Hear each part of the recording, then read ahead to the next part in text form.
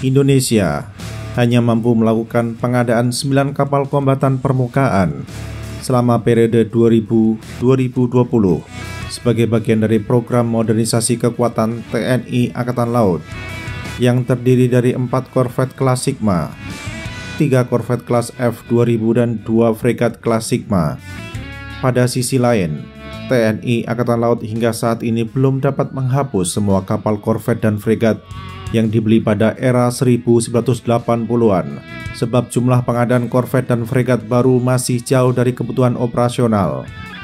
Pada periode 2020-2024, Kementerian Pertahanan menandatangani kontrak akuisisi 2 fregat kelas Arrowhead 140 dan 2 fregat kelas Town di Revel. Namun 2 fregat kelas Arrowhead 140 belum akan diserahkan kepada TNI Angkatan Laut hingga 2030.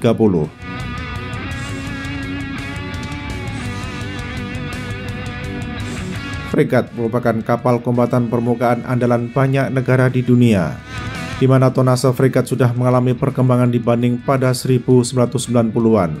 Jika 30 tahun silam, fregat ialah kapal kombatan dengan tonase antara 1.750 ton hingga 2.750 ton. Kini tonase fregat terbentang sampai cakupan 4.000 ton hingga 6.000 ton. Semakin berat tonase fregat, secara teori semakin banyak pula ragam senjata yang dapat dimuat guna menghadapi ancaman yang terus berkembang.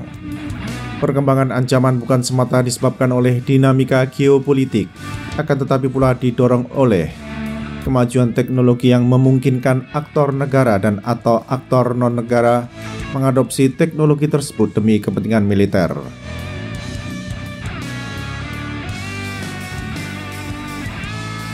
Program akuisisi fregat saat ini dan ke depan dipandang mendesak mengingat perkembangan geopolitik di kawasan Indo-Pasifik, khususnya persaingan Amerika Serikat dan Cina serta sengketa di Laut Cina Selatan.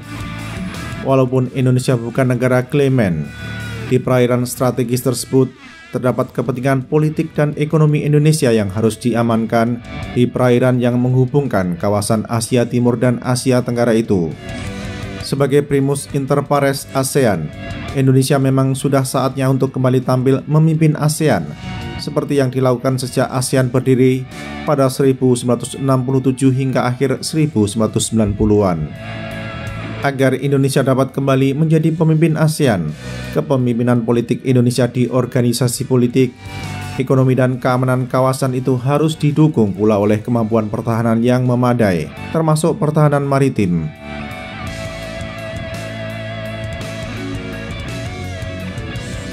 Sejak Kementerian Pertahanan memutuskan membeli fregat kelas Arrowhead 140 dan disusul oleh pengadaan fregat kelas Town di Revel, sudah nampak loncatan yang ditempuh, yakni fregat-fregat yang dibeli mempunyai tonase antara 4.000 ton sampai 6.000 ton. Sebelumnya Indonesia selalu membeli fregat dengan tonase kurang dari 2.500 ton. Seperti diketahui, semakin besar tonase fregat maka semakin pula meningkat kemampuan peperangan yang dapat dilaksanakan oleh fregat tersebut. Fregat-fregat dengan tonase antara 4.000 ton hingga 6.000 ton dapat dilengkapi dengan kemampuan peperangan permukaan, peperangan anti kapal selam, peperangan anti udara dan peperangan elektronika yang lebih mematikan daripada fregat dengan tonase kurang dari 4.000 ton.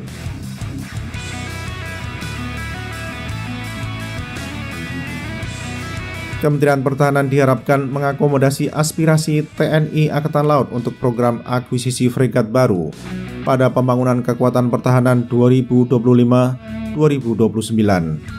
Merupakan tugas Kementerian Pertahanan untuk meyakinkan Kementerian Perencanaan Pembangunan Nasional atau Bappenas dan Kementerian Keuangan agar program pembelian fregat baru dapat diakomodasi dari aspek fiskal lewat pencantuman kegiatan itu dalam Blue Book 2025-2029 untuk Kementerian Pertahanan. Pihak-pihak terkait baik Kementerian Pertahanan, TNI Angkatan Laut maupun industri pertahanan nasional dan asing kini menantikan tercantumnya program pengadaan fregat hingga akhir dekade ini.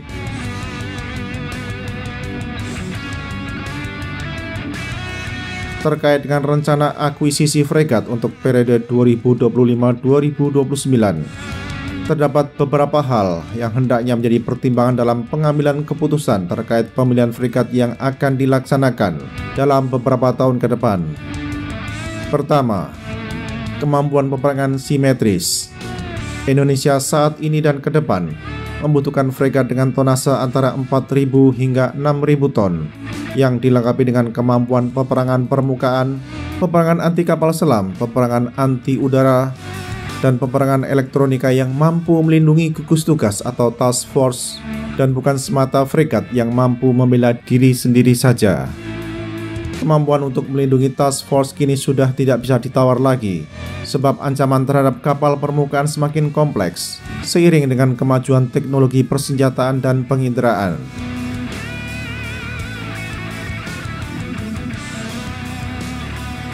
Kedua, kemampuan peperangan asimetris. Salah satu ancaman asimetris yang menjadi perhatian Angkatan Laut negara-negara maju adalah ancaman wahana air dan udara tanpa awak, yaitu Unmanned Aerial Vehicle atau UAV, Unmanned Underwater Vehicle atau UUV, dan Unmanned Surface Vehicle atau USV. Perang Rusia-Ukraina menunjukkan bahwa Ukraina yang lebih lemah daripada Rusia mampu menenggelamkan kapal patroli Rusia RFS Sergei Kotov dengan menggunakan USV pada 5 Maret 2024. Mengacu pada hal tersebut, fregat masa depan Indonesia hendaknya memiliki kemampuan menghadapi peperangan asimetris yang diantaranya mengandalkan pada wahana tanpa awak yang dikendalikan dari jarak jauh atau telah diprogram sebelumnya.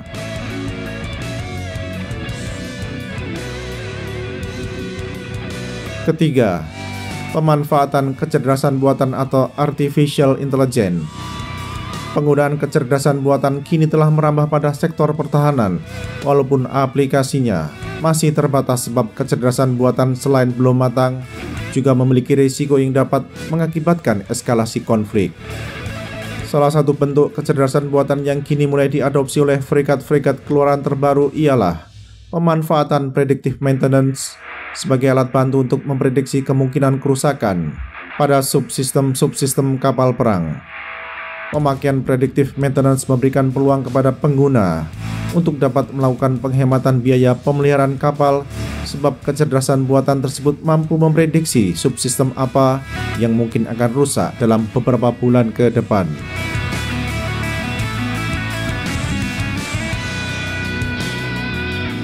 Meskipun program pengadaan fregat untuk periode 2025-2029 secara resmi belum ada, beberapa kalangan luar sudah mulai melaksanakan kampanye pemasaran solusi yang mereka tawarkan kepada Indonesia. Satu di antaranya adalah Naval Group yang sejak pertengahan tahun ini mulai memperkenalkan fregat kelas Amiral Ronah, dikenal pula dengan Frigate the Defense at the Intervention atau FDI atau kelas Pelhara. Fregat dengan displacement 4.500 ton tersebut didesain untuk mampu melaksanakan beragam kemampuan peperangan, termasuk bertindak sebagai kapal perang yang melindungi gugus tugas.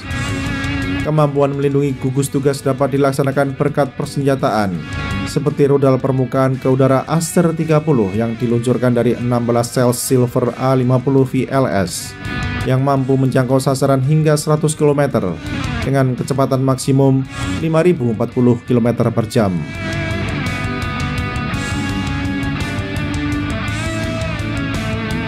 Fregat ini didesain pula untuk mampu menghadapi ancaman asimetris yang terus berkembang, di mana FDI mempunyai pusat perlindungan diri jarak dekat dengan cakupan 360 derajat sekaligus bertindak menghadapi ancaman jarak dekat.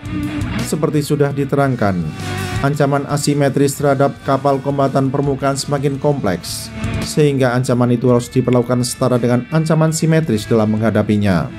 Adanya pusat perlindungan diri jarak dekat pada FDI mencerminkan betapa ancaman asimetris tidak lagi dipandang sebelah mata.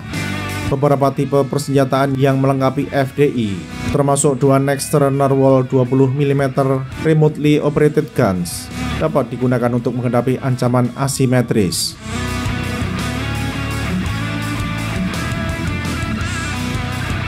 Kapal perang yang telah dipesan oleh Marine Nasional dan Hellenic Navy mengadopsi pula kecerdasan buatan melalui penggunaan predictive maintenance guna membantu meringankan biaya pemeliharaan.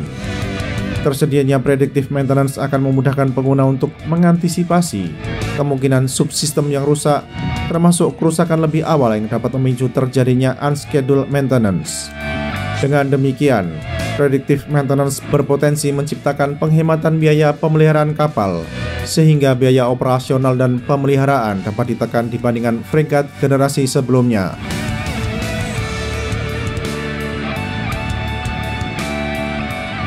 Dengan kemampuan yang dimiliki oleh fregat buatan Naval Group tersebut, pada akhirnya pilihan kembali kepada Kementerian Pertahanan dan TNI Angkatan Laut untuk menentukan frigate of choice bila program pengadaan fregat tercantum dalam Blue Book 2025-2029.